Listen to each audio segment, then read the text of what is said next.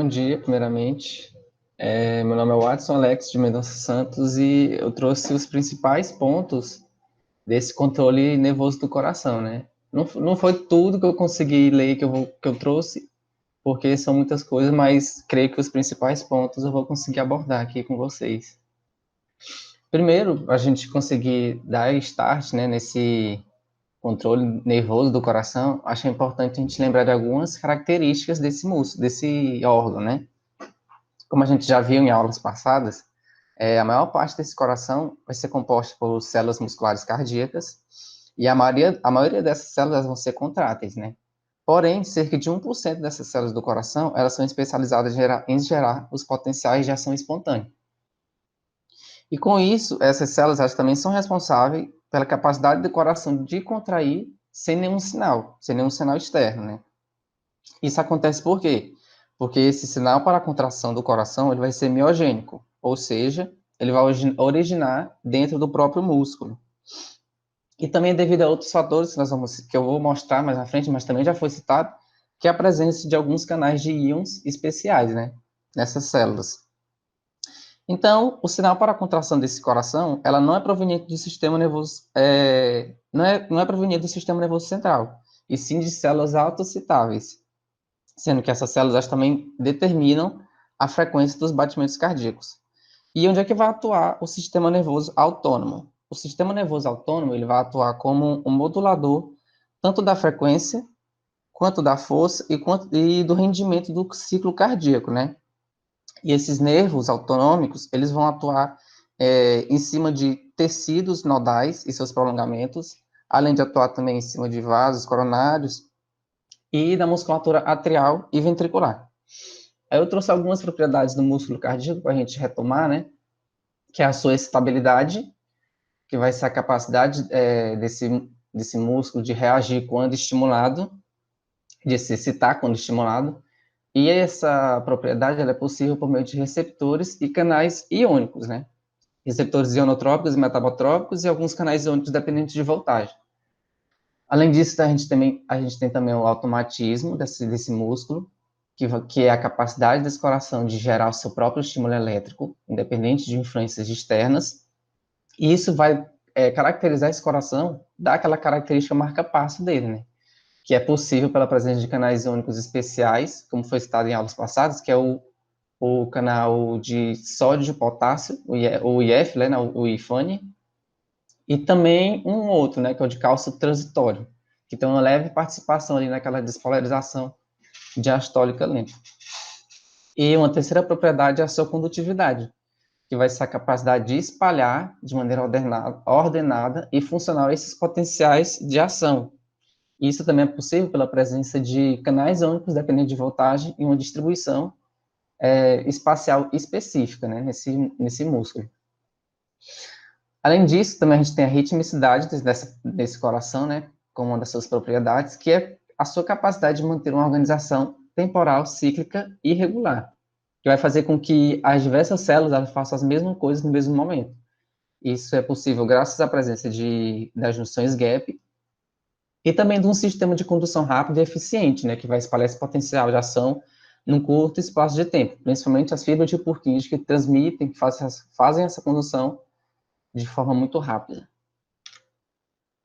Bom, esse controle nervoso ele vai ser feito basicamente pelo plexo cardíaco. Onde é que esse plexo está situado e como ele é composto? Esse plexo cardíaco ele vai estar situado na base do coração e ele é constituído por um emaranhado de ramos nervosos, tanto do simpático quanto do parasimpático, também de cardiopulmonares e esplâncnicos, e vão contemplar, sobretudo, a inervação desse coração. Esses nervos autônomos, eles vão formar esse plexo, que pode ser descrito usualmente em um componente superficial. Deixa eu botar o laser aqui. Um componente superficial, que está aqui. Esse componente superficial, ele vai estar entre o arco e o tronco pulmonar, né? Que a gente não consegue ver. Que a gente consegue ver só a aorta, né? O arco aórtico. E esse plexo cardíaco profundo, ele vai estar entre o arco aórtico e a carina, né? Que é onde acontece essa bifurcação da traqueia. E também esse plexo ele pode ser descrito por nomes regionais para suas extensão coronária, pulmonar, atrial e aórtica.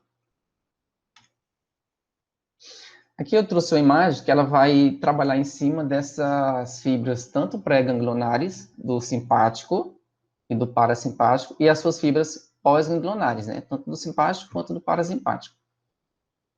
Com isso, a gente tem que ambos os sistemas, simpático e parasimpático, eles vão sair da medula espinhal e vão partir em direção aos órgãos efetores, né? No caso da nossa abordagem, o coração. Os axônios simpáticos pré-ganglionares, axônios simpáticos pré-ganglionares, eles vão se originar dos corpos celulares de neurônios presentes na coluna, mais especificamente, intermédio lateral da medula espinhal desses 4 segmentos torácicos. Eu vi livro que trazia até o 5º e outros que traziam até o 6º, né? Mas eu quis trazer uma abordagem mais geral que trabalham esses 4 primeiros segmentos torácicos. E esses axônios vão fazer sinapses ou nos gânglios simpáticos paravertebrais correspondente, aqui, né, o que corresponde a esse segmento, ou nos gânglios cervicais superiores. O principal que ocorre essa sinapse desses cervicais superiores é o inferior, cervical inferior, que também é chamado de estrelado, né? E essas fibras pré-ganglionares do sistema simpático, elas são curtas, mielinizadas, e elas vão utilizar do neurotransmissor acetilcolina para estimular os receptores colinérgicos nicotínicos das fibras pós-ganglionares, né, que vão levar esse impulso ao órgão efetor. No caso aqui, a gente já tem essa sinapse, né, as fibras pós-ganglionares, elas vão derivar desse gânglio, e no caso do sistema simpático, as fibras pós-ganglionares, elas vão ser adrenérgicas, elas vão chegar no coração e vão fazer a sinapse utilizando a noradrenalina ou adrenalina. Aí tem esses ramos aqui, aí eles se fundem, né, eles se juntam aqui em determinado local, formando o nervo cardíaco simpático. Essa inervação simpática, ela tem uma distribuição, assim como o nervo parasimpático. Qual vai ser o diferencial? Que essa inervação simpática, ela vai pegar muito, muito mais essa parte do músculo ventricular, né, que vai estar relacionado com a força de contração, que é o inotropismo, que eu vou abordar mais na frente. Tratando do parasimpático, os axônios parasimpáticos, eles vão pré-ganglionares, né, que é esse aqui grandão, que é o pré-ganglionar. Ele vai originar de neurônios no núcleo dorsal vagal, que está presente no bulbo. Tronco encefálico no bulbo, né? E vai seguir em ramos cardíacos vagais para fazer sinapse no plexo cardíaco ou nas paredes atriais. Na verdade, é no plexo cardíaco e nas paredes atriais, né? Faz em ambos. Essas fibras, elas são colinérgicas, elas são longas e elas também são ramificadas, né? Então, elas vão chegar aqui e elas vão fazer sinapse em células que estão localizadas tanto na superfície epicárdica quanto na parede do coração, né, que é o que a gente chama de gânglios intramurais, que está na superfície epicárdica ou dentro da parede do coração. E vão estimular os receptores colinérgicos, nicotínicos das fibras pós-ganglionares. Essas fibras pós-ganglionares, elas também são colinérgicas, elas vão utilizar acetilcolina para fazer sinapse, que é o que acontece tanto na fibra pré-ganglionar quanto na pós-ganglionar. E a gente percebe nessa inervação do coração que tanto as fibras colinérgicas quanto adrenérgicas, que vão nervar esse coração, elas estão distribuídas mais profusamente, mais abundantemente para os nós sinoatrial e atrioventricular. No caso do parasimpático, eu vou ter um controle da frequência cardíaca, né, que eu vou ter que vai relacionar com o cronotropismo. E é esse parasimpático que ele vai ter esse controle maior da frequência cardíaca. Claro que eu vou ter o simpático modulando também essa frequência cardíaca, mas quem predomina em cima dessa frequência cardíaca, em cima desse cronotropismo, é o parasimpático. E o simpático, como eu falei, que ele vai ter uma abundância de de inervação nesse músculo ventricular, é ele que vai ser responsável por esse controle da força de contração, né, que é esse sinotropismo. E uma característica importante é que, no caso do coração, a gente tem uma predominância do tônus parasimpático. Claro, né, que é no estado de repouso, enquanto o indivíduo está em repouso, eu vou ter uma predominância do tônus parasimpático. Tanto é que o coração, por si só, sem nenhuma inervação autonômica, ele teria uma frequência cardíaca de 90 a 100 batimentos por minuto, né? Que é o que chama de frequência intrínseca ao coração. Então, a gente tem a atuação desse sistema nervoso parasimpático para fazer aquela modulação, né? Que é o normal de um adulto, que é entre 60 e 100. Aqui a gente tem uma imagem que mostra o centro cardiovascular presente no bulbo, que vai receber aferências tanto dos centros superiores do encéfalo quanto de receptores sensitivos, para, após isso, produzir uma resposta, né, um influxo para o coração através dos nervos simpático e parasimpático. Tratando desses centros superiores, eu vou dar um exemplo do sistema límbico, né, que é um sistema que está relacionado a respostas emocionais, ao comportamento e à memória.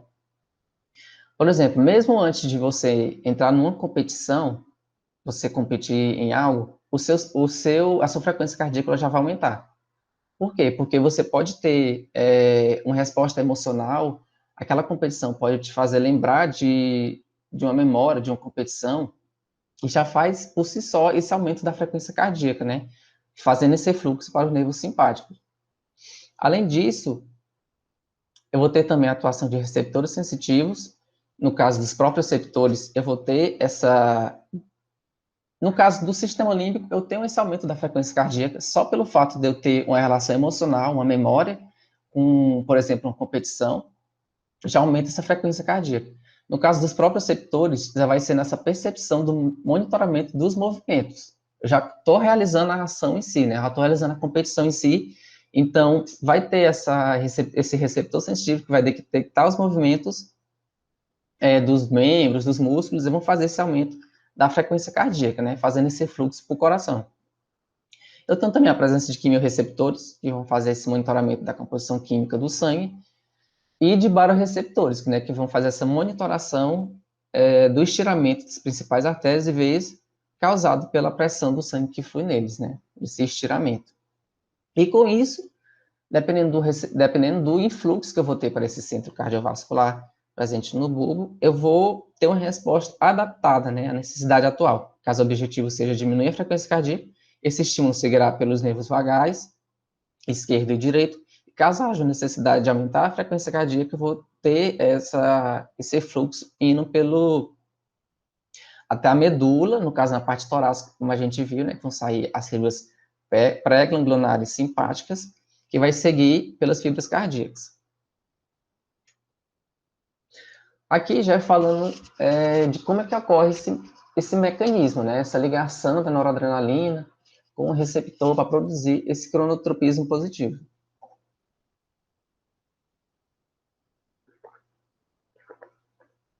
Então, no caso do sistema nervoso simpático, que é o que vai produzir esse cronotropismo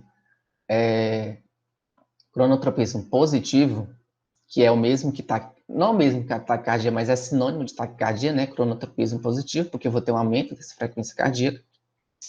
Eu vou ter que ter a presença de ligantes, como a adrenalina ou a noradrenalina, em cima desses receptores beta-1, né, que vai estar acoplado à proteína GS, que é a proteína G estimulatória. No caso aqui, eu estou tratando de uma célula marca-passo, pode ser tanto a nó sinatrial quanto o nó atrioventricular. Eu vou ter a ligação dessa adrenalina, dessa noradrenalina, ela vai fazer a ativação da proteína GS, essa proteína GS ela vai ativar a adenilato ciclase vai fazer essa conversão de ATP em AMP cíclico, esse AMP cíclico aumentado no meio intracelular, vai fazer a ativação de uma proteína quinase dependente de AMP cíclico para sua ativação, que é a PKA, né? E como ela é quinase, proteína quinase, ela vai fazer a fosforilação de outras proteínas. Nesse caso, ela vai fosforilar os canais tanto IF, que é o IFANE, né, que a gente viu que permite esse influxo tanto de sódio como de potássio, E também o do canal de cálcio transitório, né? Que é um canal que vai estar mais, que vai trabalhar mais nessa parte final da despolarização diastólica lenta. Eu tenho a predominância do IFANE e esse canal de cálcio transitório vai atuar bem no finalzinho já dessa despolarização diastólica lenta.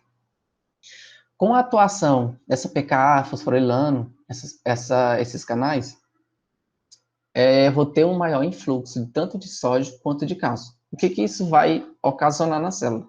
Eu vou aumentar a despolarização dessa célula, eu vou fazer com que essa célula ela fique menos negativa e chegue no limiar da despolarização de fato com mais rapidamente, né? E assim eu posso regular a automaticidade desse nó, tanto sinoatrial quanto nó ventricular, né? Porque aqui eu estou trabalhando uma célula marca-passo. Então aqui a gente tem, né, um exemplo. Vai ficar melhor quando eu comparar com o parasimpático, mas aqui eu tenho mais batimento cardíaco no mesmo espaço de tempo, né? Devido a essa ação do neurônio simpático. E aqui a gente vê essa questão da despolarização, né? Que eu tornei menos negativo esse potencial de membrana para fazer com que chegue mais rapidamente no limiar. Aqui a gente tem o potencial de membrana normal, tá vendo que ele é bem mais ele é um pouco mais negativo, né? Aí aqui a gente já tem um potencial de membrana com essa estimulação simpática, né? Bem menos negativo para atingir esse limiar. Depois que atingir esse limiar, vai ter a participação de outros canais e fica mais fácil para que ocorra essa despolarização de fato, né? Tratando do cronotropismo negativo, também numa célula do nó sinoatrial ou do nó ventricular, mas agora com a atuação das fibras pós-ganglionares parasimpáticas, eu vou ter um efeito de bradicardia, que é sinônimo de cronotropismo negativo. O meu ligante, nesse caso, vai ser a acetilcolina. Ela vai atuar em cima de um receptor muscarínico, né, que é o receptor M2, que vai se acoplar da proteína GI, que é uma proteína inibitória. Essa proteína GI, ela vai fazer a inibição da adenilato ciclase.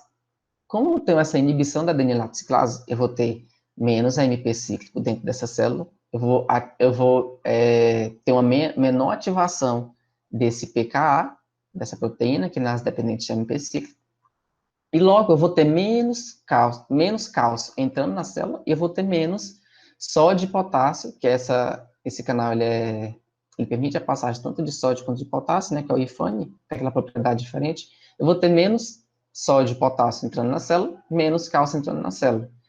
E aqui ele também faz a ativação da proteína, faz a ativação de um canal que vai permitir o efluxo de potássio, né? Então, se eu tenho mais potássio saindo e menos íons entrando, mais íons saindo e menos íons entrando, eu vou fazer com que essa célula torne-se hiperpolarizada, né? Eu vou tornar mais negativo o potencial de membrana dessa célula, logo ela vai ficar mais difícil para que essa célula atinja o limiar e despolarize, né?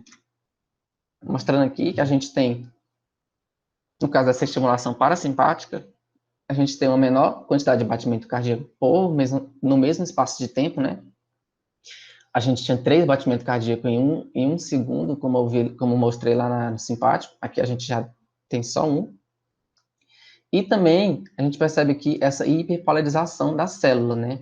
A gente vê que esse potencial de membrana em torno de menos 60, que é o potencial marca-passo, ele vai tornar mais negativo ainda, no caso dessa estimulação parasimpática, né? No caso, eu vou ter uma despolarização mais lenta, porque ele está hiperpolarizado.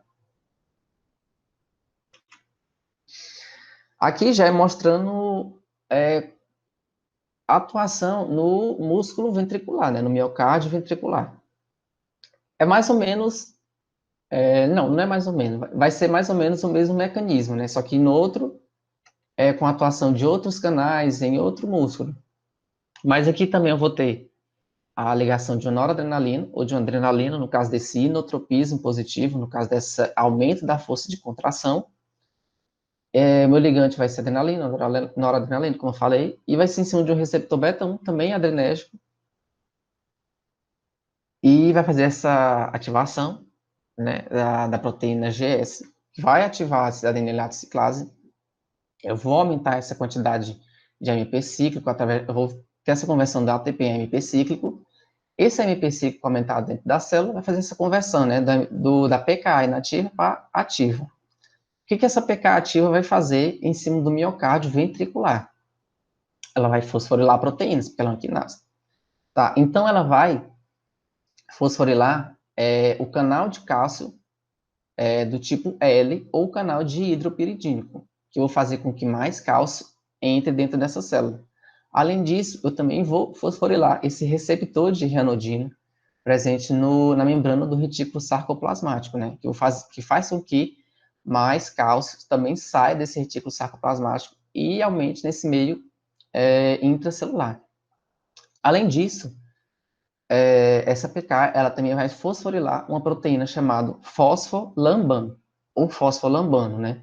Que é uma proteína que está presente nessa cerca, que é uma cálcio ATPase, é uma proteína que está presente nessa membrana do retículo sarcoplasmático, e essa proteína, essa cerca, né, essa CA-ATPase, esse cálcio ATPase, ela vai ser responsável por captar o cálcio no meio intracelular e guardar esse cálcio no retículo sarcoplasmático, né?